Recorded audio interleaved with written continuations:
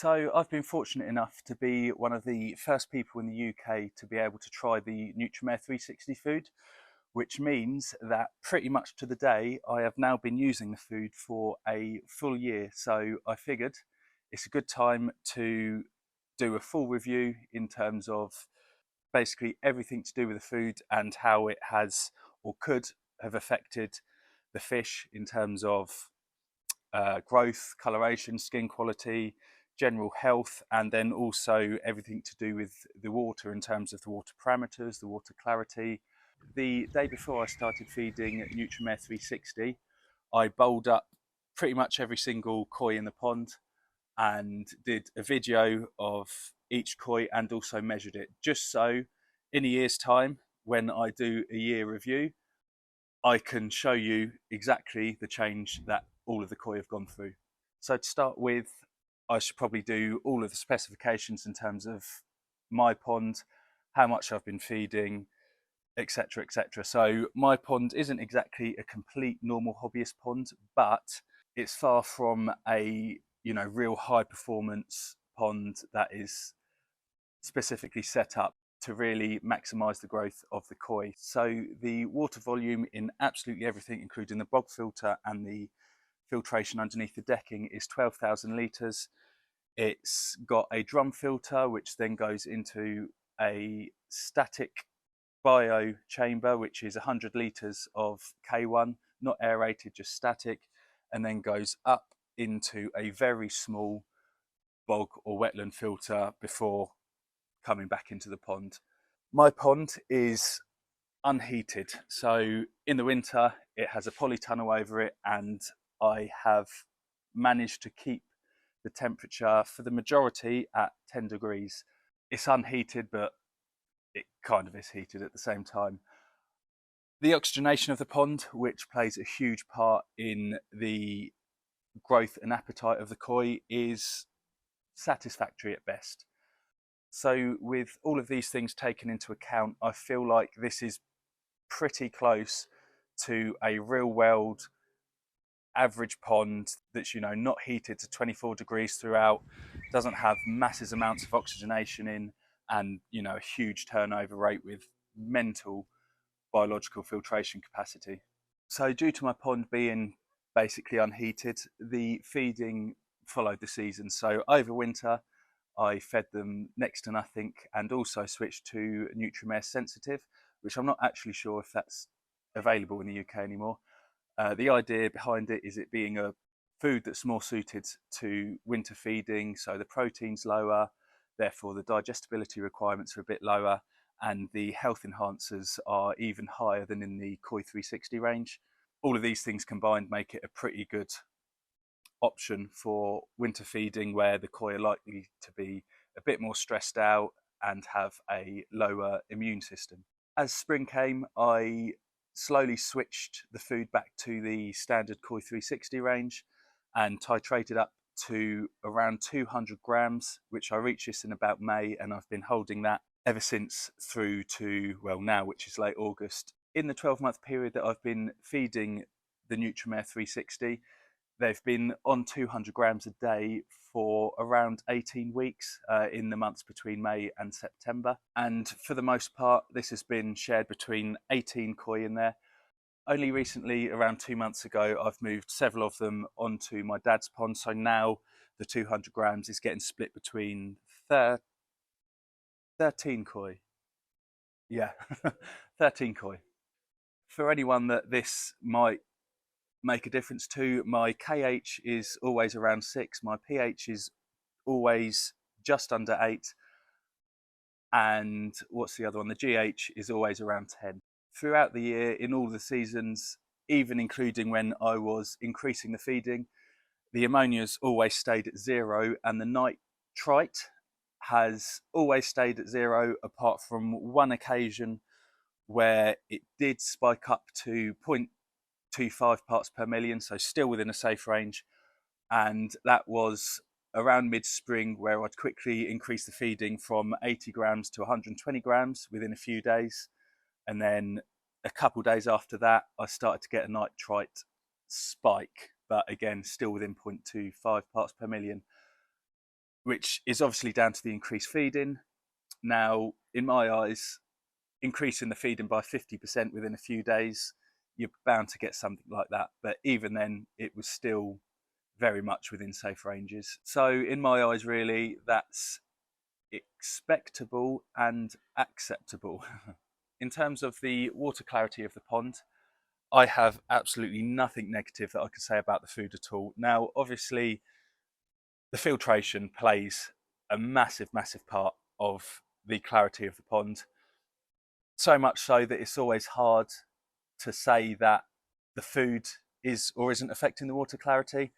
Fortunately for me, since using this food, the water clarity has been absolutely excellent all year, apart from a few weeks in spring where natural fluctuations in all sorts of biological aspects caused an ever so slight cloudiness in the pond. But it cleared up within a few weeks and it was back to really, really good water clarity. With all of that in mind, let's start bowling up the koi and seeing how they've done. In terms of the koi's skin, condition and shape, admittedly, I'm far from an expert in these areas, but you'll be able to be the judge of these yourself seeing the fish in the bowl. In the past year, I've had one issue with one koi that I had to put down due to long-term skin cancer, but other than that, I haven't noticed enough flashing, fin flicks or lethargy to warrant any concern all year. I can't fairly put it down to just the food, as there's so many other factors that go into this, but perhaps there's a benefit to their overall immunity and resilience thanks to the diet. The koi themselves really take to Nutramare 360 and they feed really eagerly whenever it goes in the pond. But, in all fairness, with that being said, koi will usually go mad for most good quality foods, and a lot of their appetite does come down to water quality, oxygenation, temperature, and also how confident they are. The 12-month growth results that you'll see in the upcoming clips are from 18 kilos of 360 floating, 8 kilos of sensitive floating, and 19 kilos of 360 sinking. This works out at spending around £380 over the year and using 45 kilos. Because of how different the feeding loads are throughout the seasons, splitting it into a daily average is a bit silly, but it will work out at around 123 grams a day and around £1.05 spent per day. Which really isn't that much and just goes to show just how much you can achieve on a moderate amount of high quality food.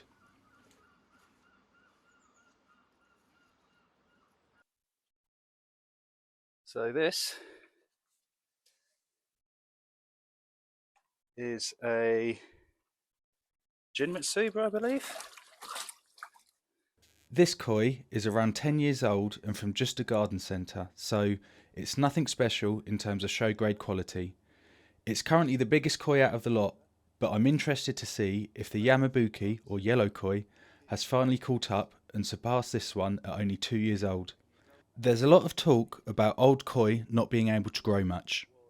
And while this makes sense to a koi that's already reached its main growth potential in the first few years of life, I think that this koi here proves that it's still possible to get good growth on older koi that haven't grown much yet. This time last year it was 46 centimetres and today I've measured it at 57 centimetres. So a gain of 11 centimetres in a year on an old fish, nothing special genetically in an unheated pond, feeding moderate amounts of food. That's pretty decent if you ask me. I mean, it was never a high grade, high quality fish in terms of appearance anyway. You can see there's a lot of kind of shimmies and stuff like that on it. Interestingly, what I found it's only up in the past month or so, just starting to get quite a bit of, these orange kind of marks. Let's spin you around so you can see the other side as well. Yeah, on that side as well. Not too sure what that's about. If anyone has any ideas, let me know. But yeah, fish number one. Even though last year I documented every single fish, annoyingly, after hours of looking, I can't find any of the footage apart from 3 of the Japanese koi and a few others' measurements written down. This video is from exactly a year ago when I bought these toe-side Japanese koi home. The first koi that I'll be measuring out of the three is the Ginrin Chagoi, or the brown one. The breeder that this Chagoi is from is Hiroi, and already you can see the body development on it. I really love a Ginrin Chagoi. When I went up to where I got the Yamabuki from, I did know he had a Ginrin Chagoi, and I did think I'd get it. And he warned me, he said, you know, this isn't the highest quality fish. I don't know much about all that, but I just love it.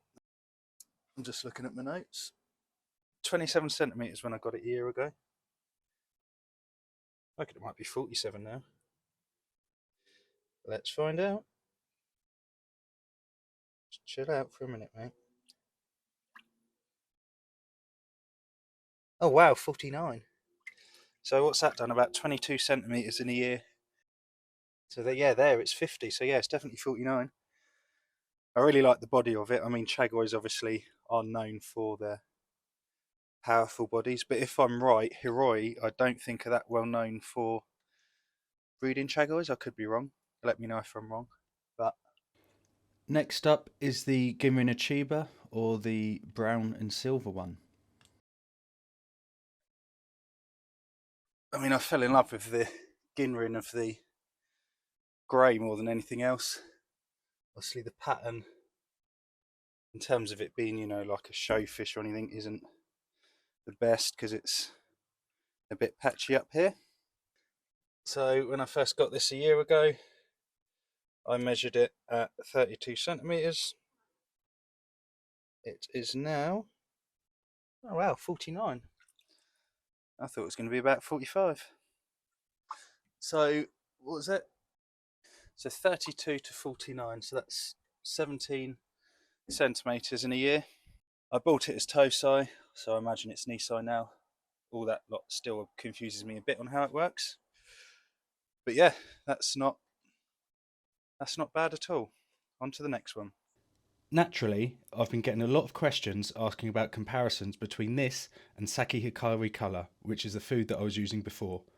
But I personally don't feel like it's fair to make any comparisons because I only used it for 4 months previous to this, I wasn't feeding that heavy, and back then I wouldn't have really known what to look for anyway. The only comparison that I can make, which I stress needs to be taken with a pinch of salt, is that when feeding Nutramare, I immediately started feeding more than what I was with the Saki colour, and the water clarity remained the same, if not got slightly better. Here, I'd stirred up a lot of the muck trying to net the fish, so the clarity is a tiny bit worse here, but when I was feeding Saki, it was within the first year of the pond's life, so it could have quite simply have been down to the many biological fluctuations that you're expected to get, so take from that what you will. There are a few other things that I could say that, to be honest, would look good for Nutramare, but I just don't feel that it's fair due to the lack of knowledge and experience I had back at the time, and for how short I was feeding Saki Hikari for. So here we have what I think now might be the biggest one of the lot. It's a Yamabuki from Izumia. I bought it as a Tosai at 38 centimetres. I think this might be my favourite one of the lot.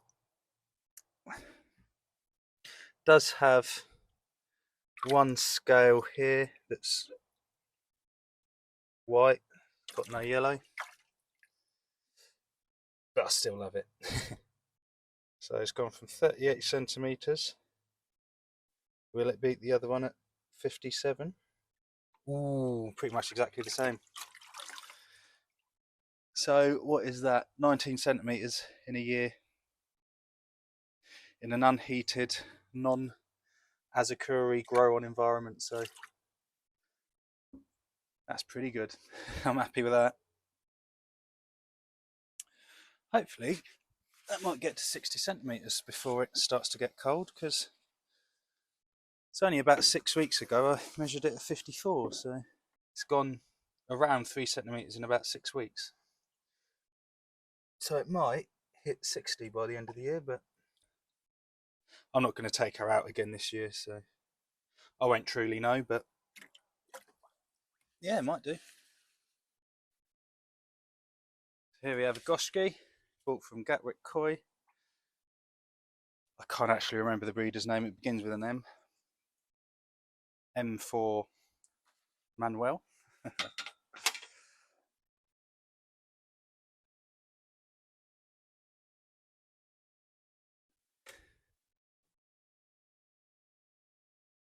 This is a stunning fish, I really like it. It's bumped its head on probably one of my many thousands of rocks in the pond. I think that's the first, no, it's the second bump that I've seen, to be fair, but yeah, really, really nice. I love it. Thought at one point I was going to be taking it to shows, but I don't know how picky they'd be on some, shimmies on the head. There. There's a bit of a shimmy there.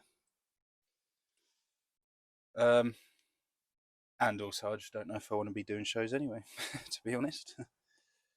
So to keep the reviews fair, I'm not just showing, a handful of the koi that have grown the most. This one is probably one of the ones that have grown one of the least, apart from a really small kahaku, because he just gets bullied all the time out of the way of food. This was 30, 33, 34 this time last year. So 40, 43, 44, so around 10 centimetres. So this is definitely one of the slower growing ones, but also one of the shyer ones as well. So kind of makes sense because it's not going to be fighting its way for food quite as much as the rest of them, as some of the others. Right, this one is just from a garden centre. Oh, is its gills bleeding? Oh no.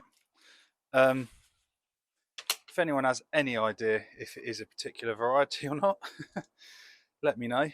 Because I have no idea, but I absolutely love it. Got it from a garden centre.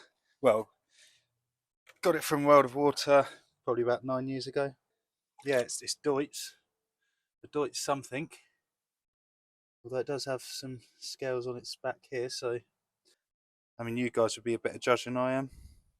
It does have a little Benny spot there. But this was around 33 centimetres a year ago when I measured it. 46, wow, that's going 13 centimetres. Might even be a bit more than that. 46. Yeah, if anyone has any idea if it is anything close to a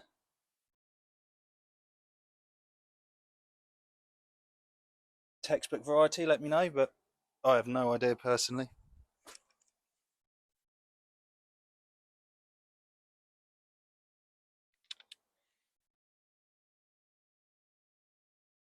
Quite cool, isn't it?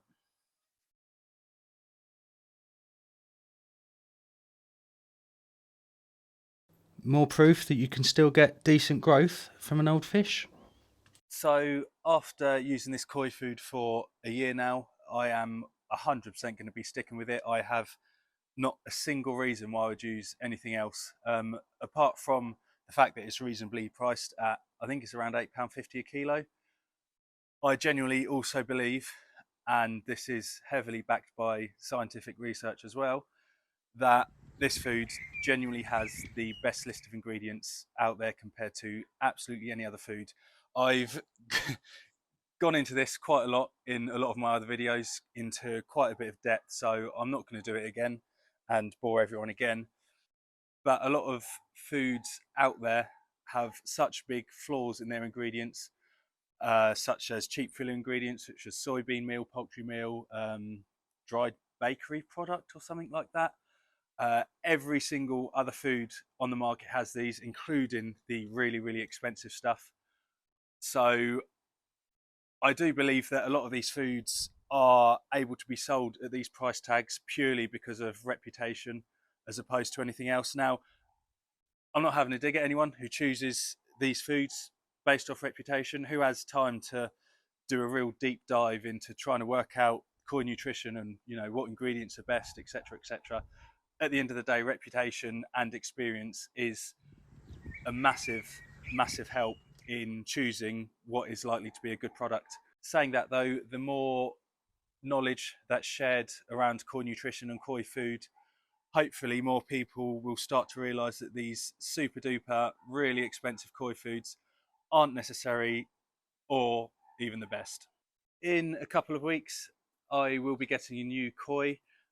It's not going to be quite as simple as just going to a koi dealer and saying I want that koi and getting it. It's from a real koi enthusiast. He has multiple grow on setups.